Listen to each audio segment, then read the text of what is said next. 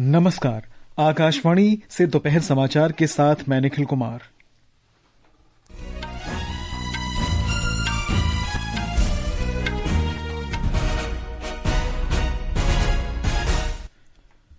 सर्वोच्च न्यायालय का वक्फ कानून पर रोक लगाने से इनकार, वक्फ संशोधन अधिनियम 2025 के कुछ प्रावधानों पर रोक लगाई।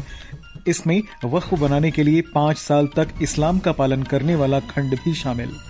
अल्पसंख्यक कार्य मंत्री किरेन रिजिजू ने फैसले का स्वागत किया। प्रधानमंत्री नरेंद्र मोदी आज पूर्णिया में एक हवाई अड्डे और बिहार में राष्ट्रीय मखाना बोर्ड सहित 40,000 करोड़ रुपए से अधिक की विकास परियोजनाओं का शुभारंभ करेंगे। वित्त मंत्री निर्मला सीतारामन का देश के सभी जिलों में एआई तकनीकों को अपनाने का आग्रह। यूपीआई के माध्यम से एक दिन में व्यक्ति से व्यापारी लेन देन की सीमा बढ़ाकर 10 लाख रुपए की गई। झारखंड के हजारीबाग जिले में मुठभेड़ में 3 नक्सली मारे गए और एशिया कप क्रिकेट प्रतियोगिता में आज श्रीलंका का सामना हांगकांग से और संयुक्त अरब अमीरात का मुकाबला ओमान से।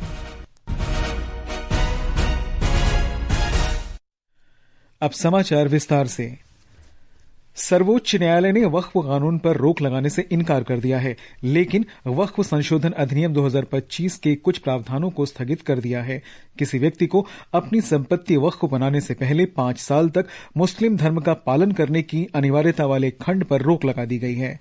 सर्वोच्च न्यायालय ने आदेश दिया है कि यह खंड तब तक निलंबित रहेगा जब तक राज्य सरकारें इस शर्त के निर्धारण के संबंध में कोई समुचित नियम नहीं बना लेती हैं। प्रधान न्यायाधीश न्यायमूर्ति बीआर गवई और न्यायमूर्ति ऑगस्टिन जॉर्ज मसीह की पीठ ने इस कानून को चुनौती देने वाली याचिकाओं पर आज अपना निर्णय सुनाया है। पीठ ने कहा कि उसने कानून के प्रत्येक पहलू के लिए प्रथम दृष्टया चुनौती पर विचार किया है। पीठ ने कहा कि पूरे कानून पर रोक लगाने का कोई मामला नहीं बनता है। सरकार ने नामित अधिकारी को ये निर्णय लेने की अनुमति देने वाले प्रावधान पर भी रोक लगाई है कि क्या कोई वक्फ संपत्ति सरकारी भूमि पर अतिक्रमण करती है। न्यायालय ने स्पष्ट किया है कि कार्यकारी अधिकारी नागरिकों के अधिकारों का निर्धारण नहीं कर सकते, क्योंकि ये शक्तियों के विभाजन का उल्लंघन होगा। वक्फ बोर्ड में गैर मुस्लिम सदस्यों के नामांकन को अनुमति देने वाले प्रावधान पर रोक नहीं लगाई गई है। न्यायालय ने कहा है कि जहाँ तक संभव हो, बोर्ड का पदेन सदस्य मुस्लिम व्यक्ति होना चाहिए। न्यायालय ने अपने आदेश में कहा है कि केंद्रीय वक्फ परिषद में 4 से अधिक गैर मुस्लिम सदस्य नहीं होंगे और राज्य वक्फ बोर्ड में 3 से अधिक गैर मुस्लिम सदस्य शामिल नहीं किए जाएंगे। न्यायालय ने स्पष्ट किया है कि ये टिप्पणियां केवल प्रथम दृष्टया प्रकृति की हैं। समाचार कक्ष से वैष्णवी। अल्पसंख्यक कार्यमंत्री किरेन रिजिजू ने आज वक्फ संशोधन विधेयक पर सर्वोच्च न्यायालय के फैसले का स्वागत किया है। मुंबई में संवाददाताओं से बातचीत में उन्होंने कहा कि ये विधेयक सबसे लंबी चर्चा के बाद संसद में पारित हुआ। सुप्रीम कोर्ट का जो बेंच ने जो तय किया है, ये हमारा लोकतंत्र के लिए भी बहुत अच्छा शुभ संकेत है। दूसरी बात यह है कि वक्फ अमेंडमेंट एक्ट में जो प्रावधान है वो संपूर्ण रूप से पूरे मुस्लिम कौम के लिए फायदा पहुंचाने वाला है और वक्फ बोर्ड के माध्यम से जो मिसयूज होते थे वो भी बंद हो जाएगा और वक्फ प्रॉपर्टी से जो भी फायदा होगा वो मुस्लिम महिलाओं के लिए, मुस्लिम बच्चों के लिए, यतीम के लिए, जो बेघर है, जो मुसलमानों में भी जो गरीब है, जो पिछड़ा है, उनके लिए काम आने वाला है। प्रधानमंत्री नरेंद्र मोदी आज बिहार के पूर्णिया से 40,000 करोड़ रुपए से अधिक की कई विकास परियोजनाओं का शुभारंभ करेंगे। हमारे संवाददाता ने बताया है कि श्री मोदी पूर्णिया में एक जनसभा को संबोधित करेंगे और नवनिर्मित हवाई अड्डे के टर्मिनल का लोकार्पण भी करेंगे। प्रधानमंत्री नरेंद्र मोदी राष्ट्रीय मखाना बोर्ड का उद्घाटन करेंगे। प्रधानमंत्री आज बिहार में रेल क्षेत्र के लिए भी 6,000 करोड़ से अधिक की योजनाओं का लोकार्पण और शिलान्यास करेंगे। श्री मोदी दानापुर से जोगबनी के बीच एक नई वंदे भारत एक्सप्रेस, जबकि सहरसा से अमृतसर के छेहरता और जोगबनी से ईरोड के बीच 2 अमृत भारत रेलगाड़ियों के परिचालन की शुरुआत करेंगे। धर्मेंद्र कुमार राय, आकाशवाणी समाचार, पूर्णिया। बिहार के एक मखाना व्यापारी ने आकाशवाणी से बातचीत में मखाना बोर्ड बनाने के लिए प्रधानमंत्री को धन्यवाद दिया है। मैं पूर्णिया डिस्ट्रिक्ट के हरदा बाजार से एक मखाना व्यापारी हूँ। मेरा नाम आदर्श कुमार है। मखाना बोर्ड का गठन होने से पूर्णिया में व्यापारी को बहुत लाभ मिलेगा। यहाँ के मखाने के प्रोडक्ट पूरा वर्ल्ड में जाएगा। मैं इसके लिए माननीय श्री प्रधानमंत्री नरेंद्र मोदी जी का आभारी बना रहूंगा। ये समाचार हमारी वेबसाइट www.newsonair.gov.in और हमारे न्यूज ऑन एआईआर ऐप पर भी उपलब्ध हैं। दोपहर समाचार में आपका फिर स्वागत है। वित्त मंत्री निर्मला सीतारामन ने कहा है कि अगर आर्टिफिशियल इंटेलिजेंस दौड़ रहा है तो नियमों को भी उसी गति से दौड़ने की जरूरत है। वित्त मंत्री ने नई दिल्ली में आज विकसित भारत और फ्रंटियर टेक रिपोजिटरी के लिए एआई की रूपरेखा पर नीति आयोग की रिपोर्ट जारी करते हुए ये बात कही। उन्होंने एआई के तीव्र विकास को लेकर आगाह करते हुए कहा कि लोगों को जागरूक होना चाहिए और नैतिकता पर अड़े नहीं रहना चाहिए। श्रीमती सीतारमन ने कहा कि एआई करीब समाधान प्रदान करने में सक्षम है। AI probably is capable of giving us in situ solutions without having to remove people from where they are, but keep them there, but give them the solutions which has been waiting for decades. इलेक्ट्रॉनिकी और सूचना प्रौद्योगिकी मंत्री अश्विनी वैष्णव और नीति आयोग के मुख्य कार्यकारी अधिकारी BVR Subramaniam ने भी इस कार्यक्रम में भागीदारी की। कार्यक्रम को संबोधित करते हुए श्री वैष्णव ने भविष्य की प्रौद्योगिकी में महारत हासिल करने और प्रतिभा पाइपलाइन विकसित करने की आवश्यकता पर बल दिया। अगले साल फरवरी में एआई इम्पैक्ट समिट होगा। इसकी तैयारी के लिए नीति आयोग की तरफ से पूरे देश भर के सभी जिलों के साथ ग्राउंड लेवल पे जो काम हो रहा है, एग्रीकल्चर में, हेल्थ केयर में, एजुकेशन में, उसको लेके समागम किया गया और जो बेस्ट प्रैक्टिसेस हैं उनको सबके साथ शेयर किया गया। नीति आयोग के मुख्य कार्यकारी अधिकारी श्री सुब्रमण्यम ने प्रौद्योगिकी का लाभ उठाने की आवश्यकता पर बल दिया है। यूनिफाइड पेमेंट्स इंटरफेस यूपीआई उपयोगकर्ता अब एक दिन में 10 लाख रुपए तक के व्यक्ति से व्यापारी लेन देन कर सकते हैं। भारतीय राष्ट्रीय भुगतान निगम एनपीसीआई ने निर्धारित श्रेणियों में व्यक्ति से व्यापारी लेन देन के लिए एकल लेन देन सीमा को बढ़ाकर 5 लाख रुपए कर दिया है। एक रिपोर्ट। एनपीसीआई ने पिछले महीने प्रति लेन देन सीमा को बढ़ाकर 5 लाख रुपए कर दिया था, जबकि अधिकांश मामलों में कुल सीमा को बढ़ाकर 10 लाख रुपए तक कर दिया गया है। हालांकि व्यक्ति से व्यक्ति लेन देन की सीमा 1 लाख रुपए प्रतिदिन पर बरकरार रहेगी। वहीं क्रेडिट कार्ड बिल भुगतान अब प्रति लेन देन 5 लाख रुपए तक किया जा सकता है, जो एक दिन में अधिकतम 6 लाख रुपए हो सकता है। एनपीसीआई ने यूपीआई सीमा में यह संशोधन उपयोगकर्ताओं के लिए डिजिटल भुगतान को सरल और अधिक सुरक्षित बनाने के लिए किया है। समाचार कक्ष से करिश्मा राय। वस्तु और सेवा कर परिषद ने नागरिकों के जीवन को आसान बनाने के लिए कई क्षेत्रों में कर की दरें कम कर दी हैं। आज हम कुछ ऐसी वस्तुओं के बारे में जानकारी दे रहे हैं जिन पर जीएसटी 12% से घटाकर 5% कर दिया गया है।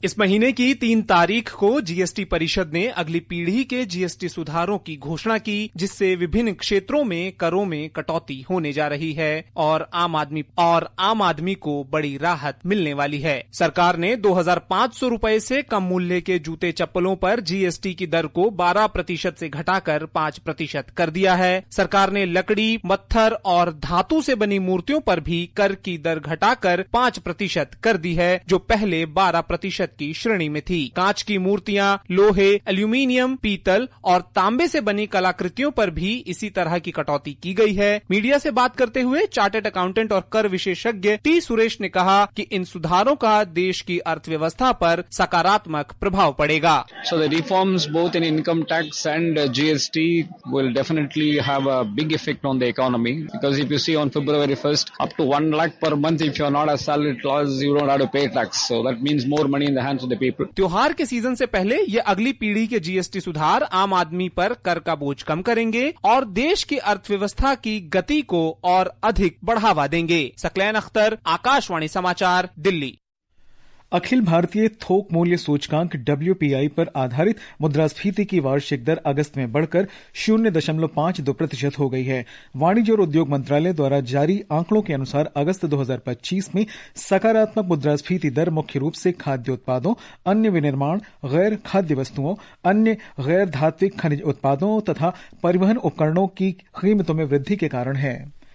केंद्रीय वाणिज्य मंत्री पीयूष गोयल ने आज कहा कि उत्पाद विनिर्माण की गुणवत्ता उच्च मानक का बनाए रखना भारत जैसे विकसित देश के लिए समय की मांग है। उन्होंने नई दिल्ली में अंतर्राष्ट्रीय इलेक्ट्रो टेक्निकल आयोग IEC की 89वीं आम बैठक को संबोधित करते हुए ये बात कही। श्री गोयल ने कहा कि उच्च मानक अनुपालन लागत को नहीं बढ़ाता है, बल्कि ये दोबारा इस्तेमाल को बढ़ावा देकर अपव्यय को कम करके और सुरक्षा सुनिश्चित करता है।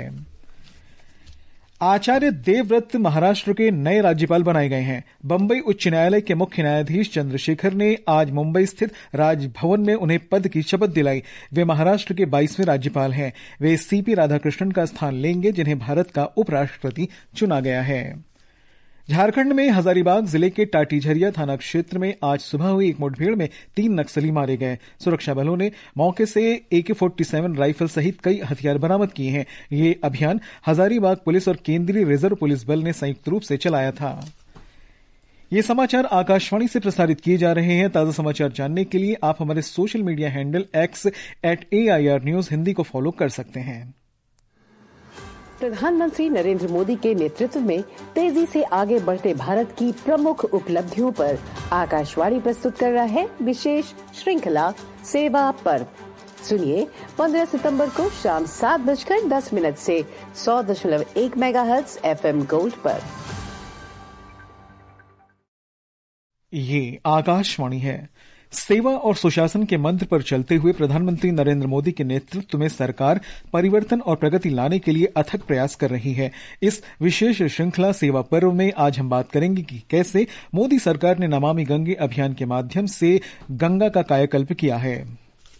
भारत की जीवन रेखा गंगा नदी पवित्र, शाश्वत और भारतीय अर्थव्यवस्था की एक अनमोल धारा है। मोदी सरकार द्वारा जून 2014 में शुरू किया गया नमामि गंगे अभियान इस कोमल और उदारपूर्ण नदी के स्वास्थ्य को बहाल करने की एक महत्वाकांक्षी और समग्र पहल है। प्रधानमंत्री मोदी ने गंगा की स्वच्छता के लिए सामूहिक जिम्मेदारी पर विशेष बल दिया है। सदियों से कल कल बहती माँ गंगा को स्वच्छ रखना हम सबकी बहुत बड़ी जिम्मेदारी है। इसी उद्देश्य के साथ नमामि गंगे अभियान की शुरुआत। नमामि गंगे एक बहुआयामी अभियान है जो प्रदूषण निवारण, पारिस्थितिकी पुनरुद्धार, क्षमता निर्माण और सामुदायिक सहभागिता को एकीकृत करता है। यह नदी की पर्यावरणीय अखंडता और उस पर निर्भर लाखों लोगों की आजीविका दोनों पर केंद्रित है। इस अभियान ने प्रदूषण निवारण में उल्लेखनीय प्रगति की है। सीवेज उपचार क्षमता 2014 के बाद से 30 गुना से भी अधिक बढ़ गई है। गंगा डॉल्फिन की जनसंख्या में वृद्धि नदी की पारिस्थितिकी तंत्र में सुधार का प्रमाण है। गंगा नदी के उन हिस्सों में भी अब डॉल्फिन देखी जा रही है जिनके बारे में पहले कोई जानकारी नहीं थी। जिसे कभी एक असंभव सपना माना जाता था, उसे नरेंद्र मोदी के नेतृत्व में एक राष्ट्रीय आंदोलन में बदल दिया गया है। लंबे समय से उपेक्षा का शिकार रही पवित्र गंगा अब एक नई आशा के साथ बह रही है, जहां आस्था और दृढ़ संकल्प दोनों का मिलन हो रहा है। विष्णु के साथ आदर्श, आकाशवाणी समाचार, दिल्ली। नेपाल की प्रधानमंत्री सुशीला कार्की ने अपना मंत्रिमंडल विस्तार किया है। कुलमन घीसिंग ने आज ऊर्जा, जल संसाधन और सिंचाई मंत्री, ओम प्रकाश आर्यल ने गृह तथा विधि मंत्री और रामेश्वर खनल को वित्त मंत्री पद की शपथ दिलाई गई है। अमेरिका के राष्ट्रपति डोनाल्ड ट्रंप ने आश्वासन दिया है कि भारतीय नागरिक चंद्र नागामलैया अन्नामलाई के निश्चित हत्या के आरोपी को बख्शा नहीं जाएगा। उन्होंने कहा कि इस व्यक्ति को पहले भी जघन्य अपराधों के लिए गिरफ्तार किया गया था, लेकिन जो बाइडेन के शासन में उसे रिहा कर दिया गया।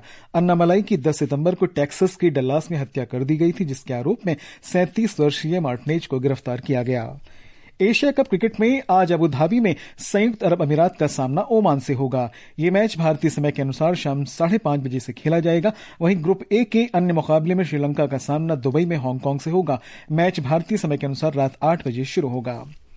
मौसम विभाग ने कोंकण, गोवा, बिहार और उत्तर प्रदेश सहित पूर्वोत्तर भारत में मूसलाधार वर्षा का अनुमान व्यक्त किया है। विभाग ने आज मध्य महाराष्ट्र, मराठवाड़ा, पश्चिम बंगाल के गांगेय क्षेत्र और उत्तराखंड में भी ऐसी स्थिति की संभावना व्यक्त की है। आकाशवाणी का समाचार सेवा प्रभाग आज अपने साप्ताहिक कार्यक्रम पब्लिक स्पीक में मच्छर जनित रोगों के जोखिम और उपचार पर विस्तृत चर्चा प्रसारित करेगा। इस कार्यक्रम में भाग लेने के लिए श्रोता हमारे नंबर 011-2342-1050 और 011-233-14444 पर अपने प्रश्न पूछ सकते हैं। और अंत में मुख्य समाचार एक बार फिर। सर्वोच्च न्यायालय का वक्फ कानून पर रोक लगाने से इनकार। वक्फ संशोधन अधिनियम 2025 के कुछ प्रावधानों पर रोक लगाई। इसमें वक्फ बनाने के लिए 5 साल तक इस्लाम का पालन करने वाला प्रावधान भी शामिल। अल्पसंख्यक कार्य मंत्री किरेन रिजिजू ने फैसले का स्वागत किया। प्रधानमंत्री नरेंद्र मोदी आज पूर्णिया में एक हवाई अड्डे और बिहार में राष्ट्रीय मखाना बोर्ड सहित 40,000 करोड़ रुपए से अधिक की विकास परियोजनाओं का शुभारंभ करेंगे। वित्त मंत्री निर्मला सीतारामन का देश के सभी जिलों में एआई तकनीकों को अपनाने का आग्रह। यूपीआई के माध्यम से एक दिन में व्यक्ति से व्यापारी लेन देन की सीमा बढ़ाकर 10 लाख रुपए की गई। और एशिया कप में आज श्रीलंका का सामना हांगकांग से तथा संयुक्त अरब अमीरात का मुकाबला ओमान से होगा।